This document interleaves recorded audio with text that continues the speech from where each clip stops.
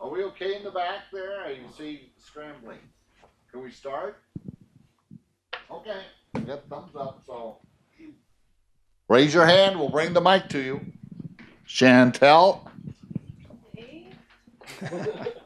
Mark? David Yost kind of compared Saturday to Christmas morning. As far as a new quarterback, he doesn't exactly know how Dakota will be. I know every season opener, you don't know exactly what you have, but is it more so this year just with Brady, new defensive scheme, Dakota at quarterback? Are there more unknowns for you? Maybe it feels like that a little bit more than normal. Yeah, the Christmas part for me is always fall camp. You know, when you get those guys for the first time and you see Tristan Wallace for the first time, or so and so newcomer who you hear great things about, you expect great things from those guys, but you don't know until you get your hands on them and see them react to both positively and to adversity. And then the game is another level. And the thing that we always hope is guys just practice how they train. And that's what we try to reinforce constantly. And that whole gamer thing we don't believe in. Guys either are prepared, they're ready, they're trained, and they're going, or it's lower than that. I've never seen that guy that's better in a game. And so you just want them to experience some things. We'll do some things in the game on purpose to kind of rattle them, check some things, change some things, just to see how we can do that in an in-game situation, and how they react and absorb that during the game is a different thing. And so, defensively, there's a bunch of new faces, the new leadership, all those things. But it's still just playing football. Go out there and play our face off and see what happens. Can I clarify something? You said practice how they train. Did you mean play how they train? Play. Sorry. I'm sorry. No.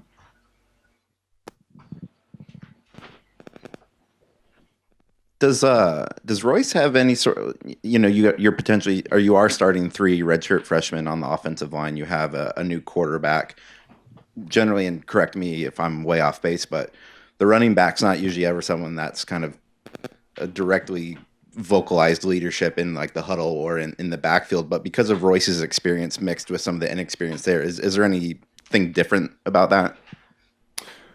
I think I know what you're asking. We've asked Royce to be more vocal. That's not his nature, as many of you guys know. Charles Nelson has been a lot more vocal. Cameron Hunt has done a nice job of being a vocal leader, and so those guys can kind of compensate for some of that. We still need Royce to step up and be a little bit more vocal. But yeah, with the offensive line, Jake Hansen's he's been very assertive and confident in how he operates, and so that's a plus for a young guy. And it's funny when you think about those guys. We don't talk about how old they are or anything. We expect them to play perfectly and compete their tails off every snap. And certainly a big part of that is making sure they're on the right page from the beginning, and that starts with the play call, the quarterback, the center, and then it spreads on out. You mentioned Jake Hansen. Have you seen his progression throughout fall camp in preparation for Saturday as well? Yeah, he's been outstanding.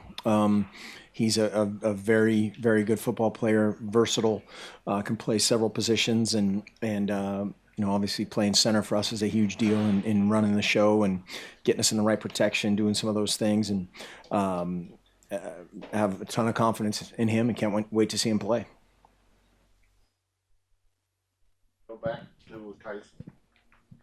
Is there any difference between what you guys are willing to use or show in early season non-conference games versus when you get into the Pac-12 season? As in, you want to use everything you got right now so other teams have tape on it, or is it kind of like a progression of what you guys use? I think it's much more so the latter. I don't think we're not at a point, certainly offensively, where we can do everything we want to in especially in the first game where there are so many variables, the young guys, the newness at quarterback, all those things, and so you're going to filter it down to what they're confident in and what they've executed well, and so it's much more a byproduct of that. If you're gonna do it, that's right, we're more simply than not. it's because of that. At the same time, we have some guys that can do a lot of things that have played a lot of football at tailback, at receiver, and so we're going to still, incorporate a lot of the things that we've done here over the years, and do what the quarterback can do best, what the offensive line can do best, and hopefully execute it well. Jack, over your left. Coach, for a couple years there were some inconsistencies at kicker. Now Aiden Schneider comes in, very consistent kicker. I think he's like 30 of 33 in his career. Can you talk about maybe his personality, maybe things that he does that make him such a consistent kicker, as it is such a mental game sometimes? The day I tried to start analyzing and explaining kickers, I'm out of the business because I don't understand it. No, he has a perfect personality. He just jogs out there and kicks it through the uprights, and that's what we want him to do. And he's a quiet guy, another quiet guy by nature, but just kind of goes about his business, workmanlike kind of way. Appreciate how he does it. He's not one of those guys that the laces and the pounds per square inch and the torque and the ratio and just kick it. And he's kind of that way. So really appreciate that about him. Front seven as a whole, pretty inexperienced. There are some playing time they have there, but not a lot of starts. What's the confidence level there with that group? And then what do you want to see Saturday? One would play just right on that edge, recklessly disciplined, persistent, chasing the ball, getting after the run game. These guys can pound the ball, get after the quarterback, and rotate in a bunch of guys. I think we have a lot of confidence in as the two deep is released, we're going to play all those guys in some form or fashion in a rotation. They're all going to get chances to make plays and to just compete their tails off and tap out, get somebody else in there, take a breather, and go out and do it again. Obviously, Royce is the number one guy, but what do you hope to see from the other running backs behind him on the depth chart in this upcoming game? Production and take care of the football, protecting. That's one thing when you're playing a first opponent, whether you have 10 years of film on them or, 0, they're going to do something different. They're going to do something we haven't necessarily prepared for a great deal. And that's where you just kind of fall back on your rules and everybody has a job, whether it's the quarterback, the offensive line, the receivers, the tailbacks, in terms of protecting the quarterback and protecting the football. So just playing with intelligence, great eyes, great meshes, all the things that go into our offense, and then doing what they do and making that one guy miss. In your young guys and in your new guys, have you kind of seen a mental shift as far as fall camp mode into game week mode so far? Definitely. Some guys, it just they're oversaturated there last week, and they get to a point where they're playing against a million different defenses, again, speaking from an offensive standpoint, if I'm Tristan Wallace, I'm looking to the sideline. I have no idea what signal's coming in terms of I don't anticipate it because it's not a game plan type of situation. This week, it's so much more pared down.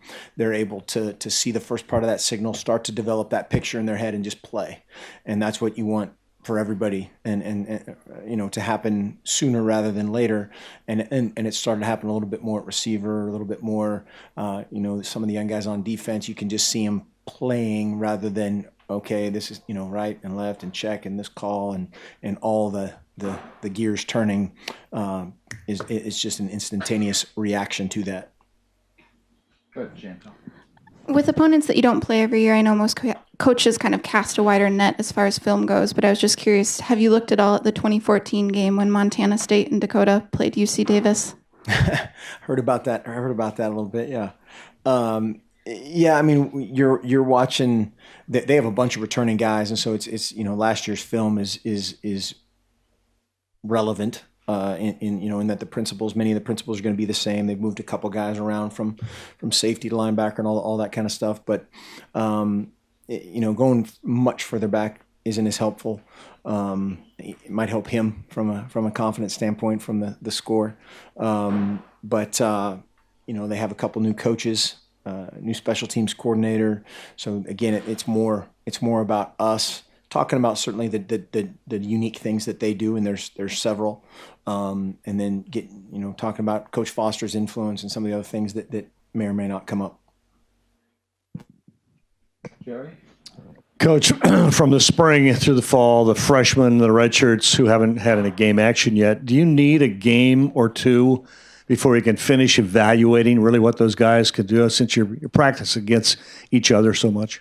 Yeah, it's and I think you came in right there or after they asked about this, and that you don't know really what you have until they react to again, success or quote unquote failure for them, whatever, a drop ball, a missed assignment, a special teams error, how they respond to that really defines you as a football player, because it's not all roses, and so just of being persistent, being competitive every snap, mentally, regardless of the circumstances, is a huge deal, and you don't really know that until game time.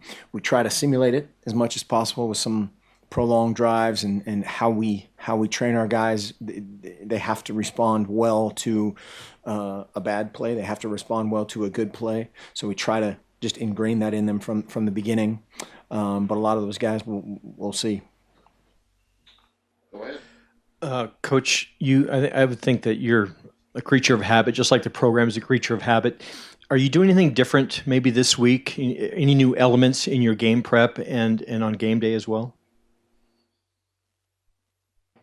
You know what I'm saying? I don't think we're. I mean, you're tweaking a few things every year as far as little nuances of prep and maybe a couple things of how we lift or how we recover. We've had a few tweaks in how our guys are training, but the nuts and bolts of it are the same. Bree? You touched on talking about the freshmen there just a couple questions ago, but what about Troy Dye? How much improvement have you seen out of him, and what are you looking for on Saturday out of him? Yeah, he's one. He's another guy that I can't wait to see him play. So that is like Christmas. I can't wait to see him play real life football because he's been awesome. Him, Brendan Schooler, a bunch of those young guys that particularly at linebacker, there's a bunch of guys there that are going to be great football players here before it's all said and done. And obviously we want it to happen Saturday, and we sure hope it does. But very excited to see how those guys do, not only defensively but in special teams. I think they're going to have a huge impact, and they've made us better just by making the veteran guys, the returning guys, amp up their game in whatever punt coverage, kickoff coverage, punt return game. Those guys have really juiced our depth chart a little bit, and again, very excited to see those guys compete. Any other questions? Okay, thank you. Thanks.